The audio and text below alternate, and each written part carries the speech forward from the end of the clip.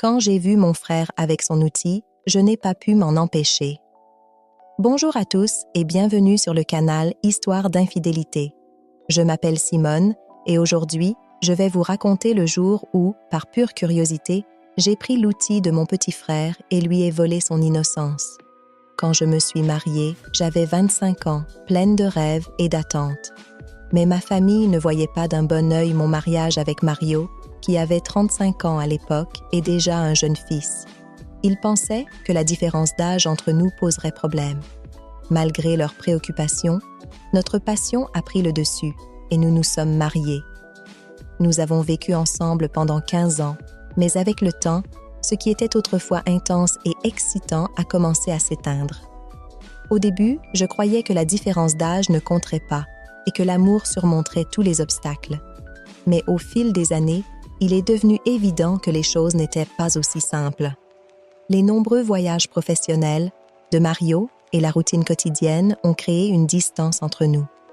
Cependant, ce n'était pas la véritable raison de cet éloignement. Ce qui a vraiment ébranlé notre relation, c'était son incapacité à me satisfaire au lit, ce qui me laissait frustrée et vide. J'ai essayé de lui en parler, de lui suggérer de chercher de l'aide pour raviver la flamme dans notre intimité. Mais il n'a jamais pris ça au sérieux, ce qui a entraîné de plus en plus de disputes. Au fil du temps, nos querelles se sont accumulées et ce qui était autrefois une relation pleine d'amour et de fantasmes a lentement commencé à s'effondrer. Puis, ma mère est tombée malade et je suis allée chez mes parents pour m'occuper d'elle. Lorsque je suis arrivée, ma mère se remettait déjà à la maison et mon père, malgré son âge, travaillait toujours comme chauffeur de taxi. Mon frère du milieu était parti étudier en ville, laissant seulement mon plus jeune frère, Mathieu, vivre avec eux. J'ai toujours été très protectrice envers mes frères et j'ai toujours eu une affection particulière pour Mathieu. Il avait grandi pour devenir un jeune homme beau et responsable, mais j'ai remarqué qu'il était distant avec moi. Peut-être parce que nous n'avions pas grandi ensemble de manière très proche. Je me suis mariée alors qu'il était encore jeune et nous n'avions pas passé beaucoup de temps ensemble après cela. Aujourd'hui, Mathieu a 23 ans et j'en ai 39. L'écart entre nous, à la fois en âge et en expérience, a laissé planer une certaine gêne entre nous. Quand je suis arrivée chez mes parents, mon père a insisté pour que Mathieu dorme sur le canapé afin que je puisse reprendre ma vieille chambre. Même s'ils étaient tous contents de me voir là, je me sentais comme une étrangère dans la maison où j'avais grandi. Mathieu me traitait comme une inconnue et cela me faisait mal, mais je comprenais. Le temps et la distance peuvent changer les relations. J'ai décidé qu'il fallait que je fasse un effort pour regagner l'affection de mon frère. Au début, nos conversations étaient superficielles, de simples réponses courtes comme « oui » ou « non ». Et cela me frustrait. Peu importe à quel point j'essayais, j'avais l'impression de ne pas réussir à le toucher. Un jour, après une autre tentative frustrante de conversation, je n'ai pas pu me retenir. J'ai explosé. « Mathieu, pourquoi tu ne me parles pas? Qu'est-ce qui se passe? On dirait que tu ne m'aimes pas. C'est toujours moi qui essaie de te faire un câlin, de t'embrasser. Et toi, tu agis comme si je n'existais pas. Qu'est-ce que j'ai fait pour que tu agisses comme ça? » Il était visiblement surpris par mon éclat. Il ne s'attendait pas à ce que je sois aussi directe. Surpris, il a baissé la tête et a dit doucement « Ce n'est pas ça, Simone, je suis désolée. » Sa réaction a marqué un tournant pour nous. J'ai réalisé qu'il était peut-être aussi mal à l'aise que moi et qu'il ne savait pas comment s'y prendre. Lentement, les choses ont commencé à changer. Nos conversations sont devenues plus profondes et nous nous sommes sentis plus à l'aise l'un avec l'autre. Nous plaisantions, rions et avons même commencé à partager des secrets. C'était comme si nous retrouvions enfin une relation fraternelle normale. Mais un jour, quelque chose d'inattendu s'est produit. J'étais pressée d'utiliser la salle de bain et sans réfléchir, j'ai ouvert la porte sans frapper. Et là, devant moi, mon petit frère, assis sur les toilettes, le pantalon aux chevilles, tenant un magazine d'une main et, disons qu'il utilisait l'autre main pour autre chose. Nous étions tous les deux choqués. Il a rapidement attrapé du papier toilette, faisant semblant de lire simplement, mais le mal était fait. J'ai refermé la porte, le cœur battant à tout rompre, partagé entre l'embarras et l'envie de rire de l'absurdité de la situation. Je suis allée dans ma chambre, essayant de chasser cette image de ma tête, mais elle ne cessait de revenir. Les jours suivants, c'était gênant entre nous. Il évitait de croiser mon regard, et je ne savais pas si je devais en parler ou faire comme si rien ne s'était passé. Mais je savais que je devais briser la tension entre nous. Alors, un jour, j'ai pris Mathieu à part et je lui ai dit qu'on devait parler. J'ai fermé la porte pour nous donner un peu d'intimité et avec la voix la plus calme possible, j'ai dit « Mathieu, je sais ce que tu faisais l'autre jour. Ce n'est pas grave, d'accord? Tout le monde a ces moments-là. C'est tout à fait normal. » Je l'ai regardé dans les yeux, essayant de lui montrer que je n'étais ni gênée, ni fâchée.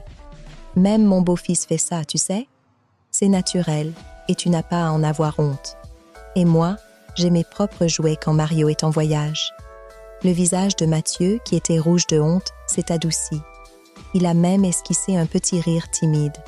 La tension dans l'air a disparu et nous avons pu en parler plus ouvertement. J'ai vu qu'il commençait enfin à se détendre. Je l'ai taquiné avec un sourire.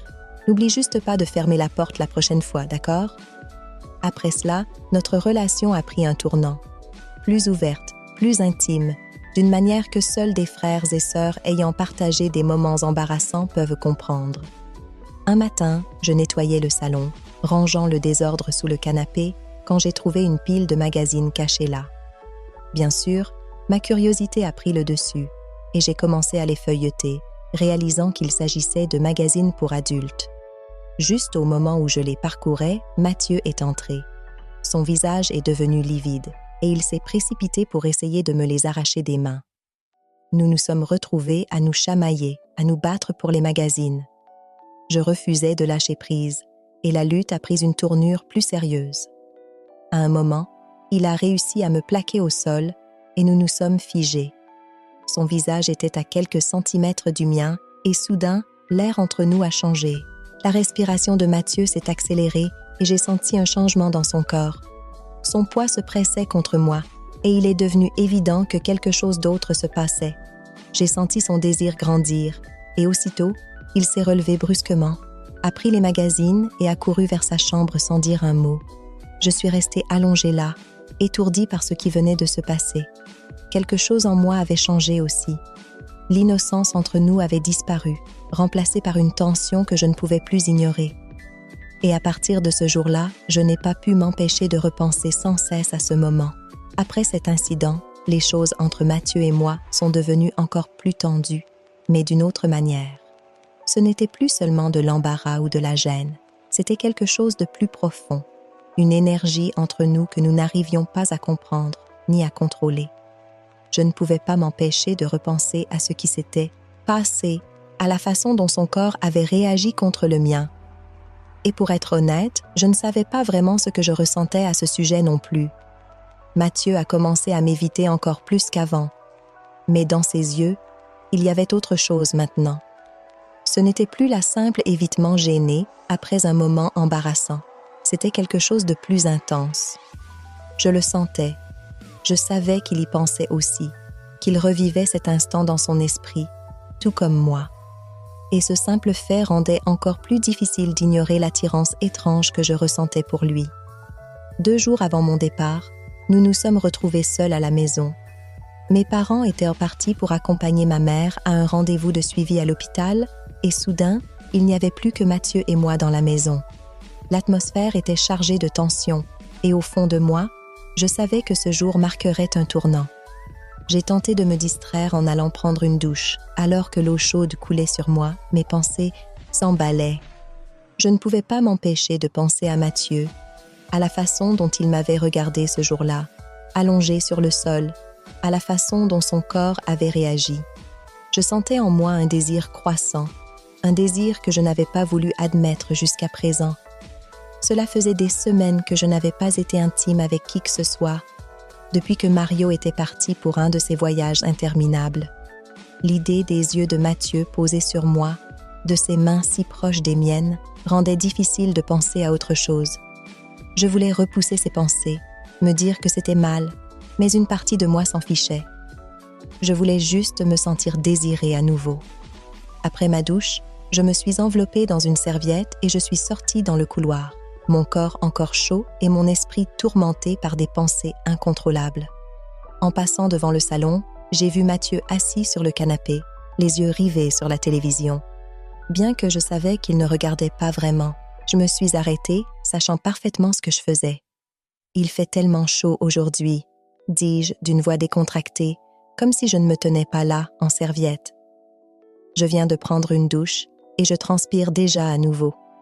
Je savais que je le taquinais, que je jouais avec ses nerfs, mais je ne pouvais pas m'en empêcher. Une partie de moi voulait voir jusqu'où cela pourrait aller, où cette tension entre nous nous mènerait. Mathieu a levé les yeux, ses yeux écarquillés de surprise. Pendant un instant, il n'a rien dit, me fixant simplement, ses yeux glissant lentement le long de mon corps avant de détourner rapidement le regard, gêné.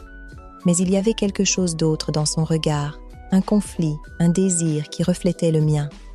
Il s'est levé et je pouvais voir l'hésitation dans ses mouvements, le combat qu'il menait contre lui-même. « Je sais que c'est mal, » dit-il doucement, sa voix tremblante. « Mais je n'y arrive plus. Toi, être ici comme ça, je... » Avant qu'il ne puisse terminer sa phrase, j'ai franchi la distance entre nous, mon cœur battant à tout rompre. Sans réfléchir, sans échanger plus de mots, je me suis penchée et je l'ai embrassé. Ce n'était pas le baiser tendre et ludique entre frères et sœurs. C'était autre chose, quelque chose de plein de désirs et d'émotions inexprimées accumulées depuis des années. Il s'est figé un instant, choqué, mais ensuite, il m'a embrassée en retour, fort, comme s'il attendait ce moment depuis aussi longtemps que moi. Le baiser s'est intensifié, chargé de toute la tension et du désir que nous avions refoulé au cours des dernières semaines. Ses mains ont glissé autour de ma taille, me tirant plus près, et je pouvais sentir la chaleur entre nous monter de plus en plus. La serviette est tombée de mon corps, tombant au sol, et je m'en moquais. Tout ce à quoi je pouvais penser, c'était lui, à la façon dont ses mains se sentaient sur ma peau, à la manière dont nos corps se complétaient comme si cela avait toujours été inévitable. Nous avons titubé vers la chambre, à peine capables de garder nos mains loin l'un de l'autre, nos souffles courts et précipités. Lorsque nous avons enfin atteint le lit, tout le reste a disparu. Toute la culpabilité, toute l'hésitation, toutes les règles et attentes, plus rien ne comptait. Ce qui importait, c'était cet instant, cette connexion qui avait mijoté entre nous depuis si longtemps. Cet après-midi-là, tout a changé. Nous avons franchi une ligne que nous ne pourrions jamais défaire, et nous le savions tous les deux. L'intensité de ce que nous partagions était écrasante, dévorante. C'était brut, passionné, et rempli d'un genre de désir que je n'avais pas ressenti depuis des années. Nous avons cédé à tout ce que nous avions refoulé, et pendant quelques heures, il semblait que plus rien d'autre n'existait. Mais après, alors que nous étions allongés dans le silence, le poids de ce que nous avions fait a commencé à s'installer. Nous ne disions presque rien, regardant simplement le plafond, perdus dans nos pensées respectives. La réalité de la situation a commencé à nous frapper et avec elle, un torrent d'émotions, de la culpabilité, de la confusion, de la peur. Qu'avions-nous fait? Le silence qui suivit était lourd, presque écrasant. Allongé à côté de Mathieu, je sentais la réalité s'infiltrer lentement, avec toute la force de la culpabilité et du remords. Ce que nous avions fait allait bien au-delà de ce que j'avais jamais imaginé. J'avais franchi une limite que la plupart des gens n'envisageraient même pas, et il n'y avait aucun retour possible.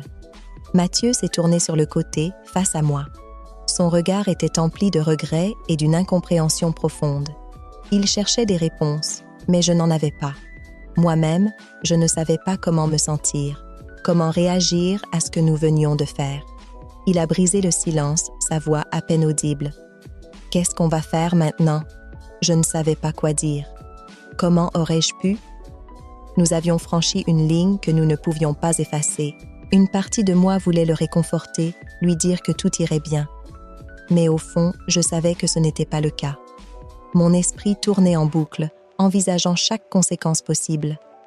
Peu importe la manière dont je réfléchissais, nous avions créé quelque chose d'irréversible.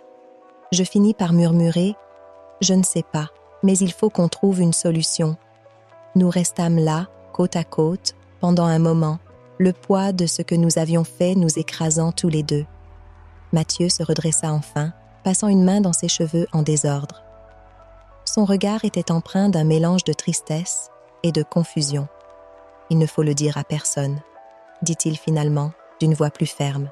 « Personne ne doit savoir ce qui s'est passé. » Je hochai la tête, sachant que c'était la seule option possible. Il n'y avait aucun doute là-dessus. Personne ne pouvait jamais apprendre ce que nous avions fait. Ni mes parents, ni Mario, ni qui que ce soit d'autre. Ce moment devait rester un secret bien gardé, enfermé à jamais dans nos mémoires, aussi compliqué et accablant que cela puisse être. Après quelques minutes de silence tendu, Mathieu se leva, s'habilla et quitta la pièce, me laissant seule avec mes pensées tourmentées. Je tirai la couverture sur moi, tentant de comprendre tout ce qui venait de se passer. Mon corps vibrait encore de l'intensité de notre étreinte, mais mon esprit était en ébullition. Nous avions franchi une frontière interdite et je ne savais pas si nous pourrions jamais revenir en arrière. Les jours suivants furent un véritable tourbillon. Mes parents sont rentrés de l'hôpital et je me suis plongée dans l'aide à ma mère, essayant de me distraire du chaos qui régnait en moi. Mathieu et moi avons à peine échangé un mot. Nous nous évitions autant que possible, et quand nos regards se croisaient, c'était comme si nous étions redevenus des étrangers. La connexion que nous avions si durement reconstruite au fil des semaines, ce lien fragile entre frères et sœurs, s'était brisé sous le poids de ce que nous avions partagé cet après-midi-là. Je savais que je ne pouvais pas rester là plus longtemps. Je ne pouvais pas continuer à vivre sous le même toit que lui, avec ce secret lourd et écrasant entre nous. Alors, j'ai pris la décision de partir plus tôt que prévu, de retourner chez moi, auprès de Mario et de mon beau-fils, et de reprendre ma vie normale, ou du moins de faire semblant. Le matin de mon départ, Mathieu m'a trouvée dans la cuisine, en train de terminer mes préparatifs. Il se tenait dans l'encadrement de la porte, ses yeux trahissant une tempête de sentiments qu'il ne parvenait pas à exprimer. « Je pars bientôt », dis-je, essayant de garder ma voix aussi stable que possible, mais même moi je pouvais entendre la tristesse qui y résonnait. Il hocha la tête, sans bouger. Tant de choses étaient restées non dites entre nous, tant de questions sans réponse, et maintenant, il semblait que nous manquions de temps pour y répondre. Nous étions debout au bord d'un gouffre et aucun de nous ne savait comment revenir en arrière. « Simone, Mathieu commença à parler, mais il s'interrompit, comme s'il luttait contre ses propres émotions. Je me suis retournée vers lui, attendant qu'il continue, espérant qu'il dirait quelque chose qui pourrait clarifier ce que nous ressentions tous les deux. Mais il resta silencieux, perdu dans ses pensées. « Peut-être qu'il vaut mieux qu'on n'en parle pas, » dis-je, plus pour moi-même que pour lui.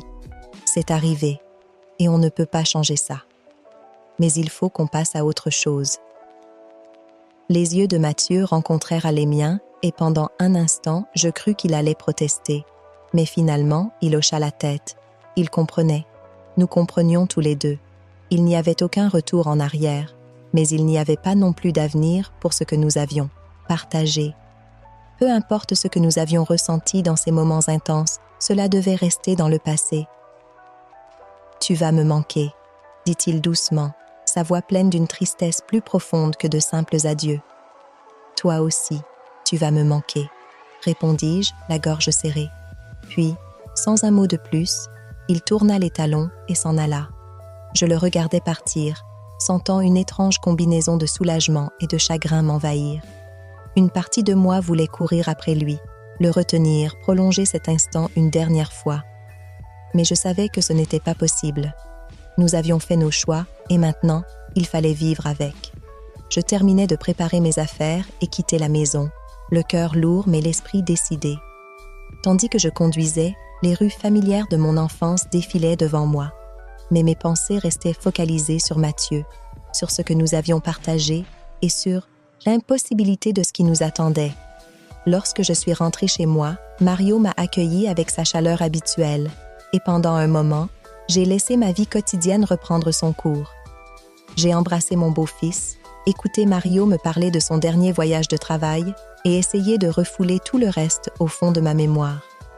Mais peu importe à quel point j'essayais de l'oublier, ce qui s'était passé avec Mathieu continuait de me hanter. C'était comme un secret que je ne pourrais jamais partager, une partie de moi qui lui appartiendrait à jamais. Les semaines ont passé et la vie a lentement repris un semblant de normalité. Mais même en me concentrant sur Mario, mon beau-fils et les responsabilités quotidiennes, Mathieu restait ancré dans mes pensées comme un fantôme qui refusait de disparaître.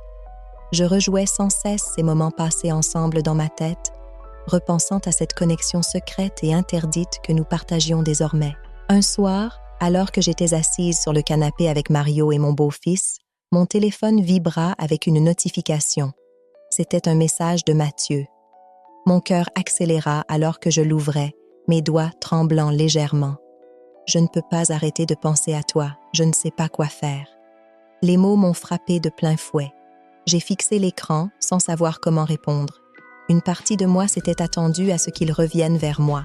Mais maintenant que c'était fait, je n'étais pas sûre de pouvoir gérer la situation. Répondre signifiait replonger dans cette tempête émotionnelle que j'avais tenté si fort de réprimer. Mais je ne pouvais pas l'ignorer. Je tapais une réponse, mon cœur battant à tout rompre. Moi aussi, mais on ne peut pas continuer comme ça. C'est trop dangereux. Il y eut une longue pause avant qu'il ne réponde. Je sais, mais tu me manques. Ce qu'on avait me manque, même si c'était mal. La chaleur monta en moi, mêlée de désir et de culpabilité. Je pensais à lui tout autant, sinon plus. Mais nous savions tous les deux que cela devait cesser. Il faut qu'on laisse ça derrière nous, ai-je finalement répondu, me forçant à taper les mots. C'était un moment, mais ça ne peut plus se reproduire. Tu le sais. Quelques minutes passèrent, puis une réponse simple mais lourde de sens arriva. D'accord. Je reposai mon téléphone, essayant de me concentrer sur ma famille devant moi. Mario, comme d'habitude, zappait distraitement à travers les chaînes de télévision, sans remarquer grand-chose autour de lui. Mon beau-fils jouait à un jeu sur sa tablette. Tout semblait normal, en surface. Mais en profondeur, rien n'était normal. Le message de Mathieu avait ravivé toutes les émotions que j'avais tenté d'enterrer, et maintenant, elles refaisaient surface avec une force accablante. Ce soir-là, allongée dans mon lit à côté de Mario, je n'arrivais pas à trouver le sommeil. Le poids de tout cela m'écrasait, m'étouffait. Je voulais tourner la page, oublier Mathieu et ce qui s'était passé. Mais comment le pouvais-je? Il y avait une part de moi qui désirait l'intensité de ce que nous avions partagé, une part de moi qui aspirait à cette connexion à nouveau. Les jours suivants furent un véritable calvaire pour moi. Je tentais de me concentrer sur ma vie avec Mario, mais mes pensées revenaient sans cesse à Mathieu. L'intensité de ce que nous avions partagé me hantait, et je me sentais déchirée entre mon rôle d'épouse et la passion interdite que je ressentais pour mon propre frère. Un soir, après une nouvelle dispute insignifiante avec Mario sur ses voyages de travail, je me retrouvais seule dans la chambre fixant mon téléphone. Mathieu ne m'avait pas envoyé d'autres messages depuis notre dernier échange, mais je sentais qu'il était toujours là, quelque part, attendant. Finalement, je cédai à la tentation. Je lui envoyai un message simple. « Je pense encore à toi. » Ma main tremblait en appuyant sur « Envoyer », sachant que je ravivais un feu que j'avais tenté d'étouffer. Le cœur battant, j'attendis sa réponse. Quelques minutes plus tard, mon téléphone vibra. « Moi aussi », répondit-il rapidement. Puis, après une pause, il ajouta « On doit se voir, j'ai besoin de te parler. » Je savais que c'était une mauvaise idée, je savais que nous devions tout arrêter. Mais l'envie de le revoir, de sentir à nouveau cette connexion entre nous, était trop forte. Je cédai une fois de plus. Nous décidâmes de nous retrouver dans un petit hôtel en dehors de la ville, là où personne ne pourrait nous voir. Le lieu était discret, isolé, parfait pour nos rencontres secrètes. En me rendant là-bas, je ne pouvais m'empêcher de me sentir tiraillée. Une partie de moi savait que je jouais avec le feu, mais une autre, plus forte, ne pouvait résister à ce qui m'attendait. Lorsque j'arrivais, Mathieu m'attendait déjà, adossé contre sa voiture. Il avait l'air nerveux, mais dès que nos regards se croisèrent, tout le reste disparut. L'intensité entre nous était toujours là, palpable, comme si le temps n'avait rien effacé. Sans un mot, nous nous dirigeâmes à l'intérieur. Dès que la porte de la chambre d'hôtel se referma derrière nous, tout contrôle s'effondra. Nos corps se retrouvèrent. comme si cette attirance irrépressible avait pris le dessus sur tout. Il n'y avait plus de place pour la culpabilité ou le doute. Dans ce moment de pure passion, rien d'autre n'existait que lui et moi. Mais cette fois, ce n'était pas seulement la passion qui nous guidait. Après, allongés ensemble dans le lit, un silence pesant s'installa. Mathieu brisa le silence en chuchotant « Je ne peux pas continuer comme ça, c'est trop dur ». Ces mots résonnèrent en moi, car c'était exactement ce que je ressentais. Nous étions coincés dans une situation impossible, tiraillés entre le désir que nous éprouvions l'un pour l'autre et la réalité insurmontable de notre relation. « Moi non plus », murmurai-je. « Mais je ne sais pas comment arrêter. Chaque fois que j'essaie de te sortir de ma tête, c'est impossible. » Mathieu se tourna vers moi, son regard sérieux. « On est dans une impasse, Simone. On ne peut pas continuer, mais on ne peut pas non plus revenir en arrière. » Son honnêteté m'étreignit le cœur. Il avait raison. Nous étions piégés, pris au piège de notre propre folie, incapables de rompre ce lien, aussi destructeur soit-il. « Je t'aime », murmura-t-il d'une voix brisée. Je le regardais, les yeux remplis de larmes. Je l'aimais aussi, d'une manière que je ne comprenais pas entièrement, mais qui me consumait. Mais cet amour était voué à l'échec. Nous ne pouvions pas être ensemble, pas comme ça. Nous restâmes un moment dans cette étreinte silencieuse, sachant que ce que nous partagions ne pouvait durer, mais incapables de nous en détacher. Je savais qu'il fallait que je prenne une décision, mais l'idée de perdre cette connexion avec Mathieu me déchirait. Lorsque nous quittâmes l'hôtel ce jour-là, il n'y eut pas de mot d'adieu. Nous savions tous les deux que notre histoire ne pouvait pas continuer, mais nous n'étions pas prêts à y mettre fin. C'était comme si nous étions condamnés à revivre cette passion interdite, à nous retrouver encore et encore, malgré la culpabilité et la douleur. Les jours suivants furent encore plus difficiles. Mathieu et moi continuions à échanger des messages, à planifier d'autres rencontres. Chaque rendez vous nous rapprochait un peu plus de l'abîme, mais nous étions incapables de nous arrêter. Chaque fois que je rentrais chez moi, je retrouvais Mario, mon beau-fils, et la routine quotidienne. Mais au fond de moi, tout avait changé. Mario semblait de plus en plus distant, comme s'il ressentait que quelque chose n'allait pas. Un soir, après une autre longue absence due à son travail, il me regarda dans les yeux et me demanda « Simone, est-ce que tout va bien? Tu sembles différente. » Je me sentis prise au piège, incapable de répondre honnêtement. « Oui, tout va bien, » mentis-je, avec un sourire forcé. Mais la vérité était que rien n'allait bien. Mon cœur et mon esprit étaient ailleurs, perdus dans ce tourbillon de sentiments pour Mathieu. Je savais que cette situation ne pouvait pas durer éternellement. Mathieu et moi étions sur le point de tout perdre. Les jours passèrent et la situation devint de plus en plus insoutenable. Le poids de ce que Mathieu et moi partagions me dévorait de l'intérieur. Chaque rencontre clandestine avec lui m'apportait un mélange de passion intense et de culpabilité écrasante. Je vivais deux vies, celle de l'épouse dévouée à Mario et celle d'une amante secrète, perdue dans une relation interdite avec mon frère. Mario, bien qu'occupé par ses voyages professionnels, semblait de plus en plus inquiet à mon sujet. Il me regardait souvent d'un air interrogateur, comme s'il sentait que quelque chose n'allait pas, mais ne voulait pas poser de questions. Peut-être était-il trop absorbé par son travail pour affronter la réalité, ou peut-être refusait-il simplement de voir ce qui se passait sous ses yeux. Je savais que, tôt ou tard, il me confronterait. Un soir, après un dîner en famille qui s'était terminé dans un silence pesant, je reçus un message de Mathieu. « Je ne peux plus continuer comme ça, Simone. Il faut qu'on arrête, sinon ça va nous détruire. » Mon cœur se serra en lisant ces mots. Il avait raison. Nous étions déjà sur une pente dangereuse et je sentais que tout pouvait s'effondrer à tout moment. Pourtant, l'idée de ne plus le revoir, de couper définitivement ce lien, me semblait insupportable. Je pris une profonde inspiration et lui répondis « Je sais, mais je ne suis pas prête à te perdre. » Il ne répondit pas tout de suite et je passai la soirée à me torturer l'esprit, revivant chaque moment passé avec lui, chaque baiser, chaque étreinte. Ce que nous partagions était si fort, si intense, mais aussi si destructeur. Il fallait que je fasse un choix. Quelques jours plus tard, la tension entre Mario et moi atteignit son point culminant. Il rentra plus tôt que prévu d'un voyage et me trouva assise sur le canapé, le regard perdu dans le vide. Il s'approcha doucement, ses yeux remplis de soucis.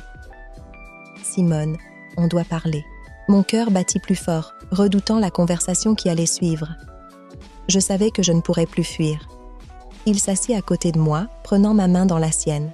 « Qu'est-ce qui se passe ?» demanda-t-il doucement. « Tu sembles tellement distante ces derniers temps. Tu es froide, absente. Si quelque chose ne va pas, tu peux me le dire. » Je sentis les larmes monter, mais je me retins.